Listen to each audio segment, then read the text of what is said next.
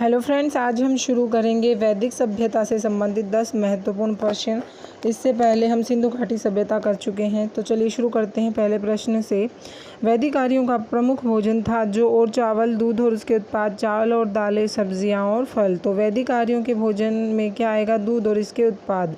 उसमें दूध और दही आदि का प्रमुख महत्व इसमें वैदिक आर्यों के भोजन में मिला है। ऋग्वेद में दूध में जौ डालकर शीर, पकोदन तथा दही में बनने वाली पनीर का उल्लेख मिलता है। जौ के सत्तू को दही में डालकर करम्भ नामक भोज्य पदार्थ तैयार किया जाता था। ऋग्वेद में चावल और नमक का उल्लेख नहीं है।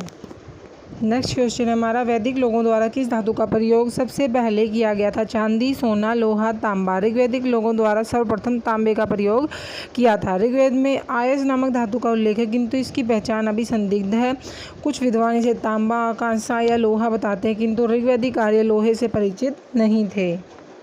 नेक्स्ट क्वेश्चन है, आर्य सभ्यता में मनुष्य के जीवन के आयु के आरोही क्रम अनुसार निम्नलिखित में से कौन सा विकल्प सही है? तो हमें आरोही क्रम में बताना है। ब्रह्मचर्य, गृहस्थ, वानप्रस्थ, गृहस्थ, ब्रह्मचर्य, वानप्रस्थ, संन्यास, ब्रह्मचर्य, वानप्रस्थ, संन्यास, गृहस्थी, गृहस्थ, संन्यास, वानप्रस्थ, ब्रह्मचर्य। तो इसका सही क्रम होगा ब्रह्मचर्य, गृहस्थ, वानप्रस्थ और संन्यास, क्योंकि इसमें बताया गया है कि प्रत्येक आश्रम में अलग अलग आयु भी बताई गई है।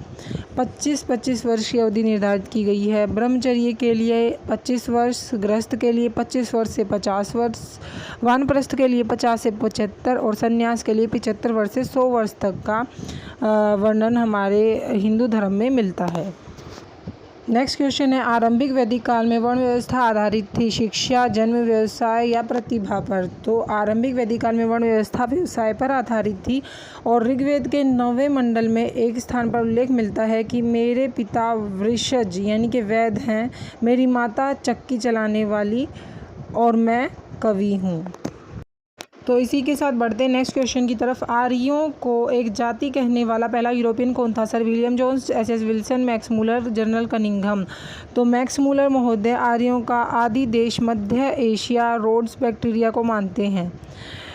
मूलर के अनुसार पामीर के पठार से ही इंडो ईरानी जाति पूर्व से पंजाब तथा पश्चिम में मेसोपोटामिया की ओर गई। तो इसमें आंसर हो जाएगा मैक्स मूलर। नेक्स्ट क्वेश्चन है हमारा, आर्यन जनजातियों की प्राचीनतम बस्ती कहाँ है? उत्तर प्रदेश, बंगाल, सप्त सिंधु, दिल्ली। तो क्या आएगा यहाँ पे? सप्त सिंधु। आर्यन जनजातियों की प्राचीनतम बस्ती सप्त सिंधु क्षेत्र में स्थापित हुई थी, जो सिंधु नदी से लेकर गंगा नदी तक विस्तृत था। नेक्स्ट क्वेश्चन है, निम्नलिखित में से कौन सी जनजातीय सभा सामान्य रूप से जनजातीय सरदार के चुनाव में शामिल होती थी? समिति, सभा, गण, विधाता। तो कौन होता था? समिति। ऋग्वेद में समिति का 9 बार उल्लेख मिलता है। समिति को विश्व अथवा जनसाधारण की आवाज़ अभिव्यक्ति करने वाली संस्था कहा गया है। राजा के निर्वाचन एवं पुनर्निर्वाचन में इसका महत्वपूर्ण योगदान होता था। नेक्स्ट क्वेश्चन है, वैदिक युग में राजा अपनी जनता से जो कर वसूल करता था उसको क्या कहते थे? बलि, विदथ, कर या वर्मन? तो वैदिक युग में राजा अपनी जनता से जो कर वसूलते थे उसे बलि कहा जाता था। बलि को संग्रहित करने वाला अधिकारी भागदुग कहलाता था, जबकि संग्रहिता कोषाध्यक्ष संभालते थे। नेक्स्ट क्वेश्चन है हमारा, प्रसिद्ध गायत्री मंत्र कहाँ से लिया गया है? ये सबको पता होगा, यजुर्वेद, अथर्ववेद, ऋग्वेद, सामवेद। तो ये कहाँ से लिया गया है?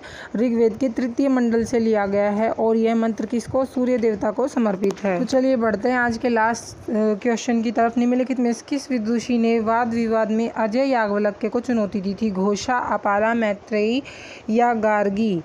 तो इसका सही आंसर होगा गार्गी। याज्ञवल्क्य को गार्गी द्वारा चुनौती दी गई थी और याज्ञवल्क्य गार्गी का जो संवाद है वो बृहदारण्यक उपनिषद में मिलता है।